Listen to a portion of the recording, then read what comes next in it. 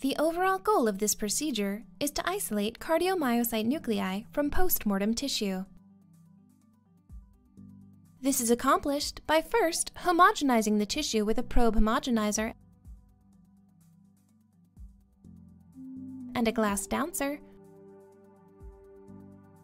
followed by several filtration steps.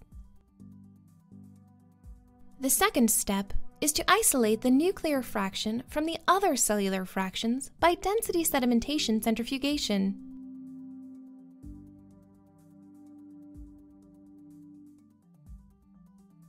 Next, cardiomyocyte nuclei are immunolabeled with antibody derived against PCM1. The final step is to isolate the labeled cardiomyocyte nuclei by fluorescence-activated cell sorting.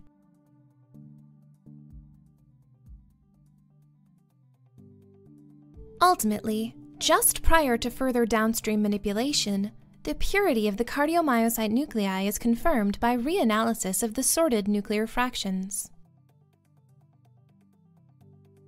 The main advantage of this technique is that cardiomyocyte nuclei can be analyzed equally well from fresh or frozen archived tissue in a high throughput fashion.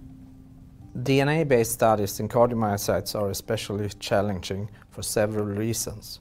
Firstly, cardiomyocytes do only comprise about 20–30% of the cells in the heart. Moreover, they are to a significant degree binucleated. Moreover, cardiomyocytes are to a significant degree polyploid. This method described here do overcome all these hurdles.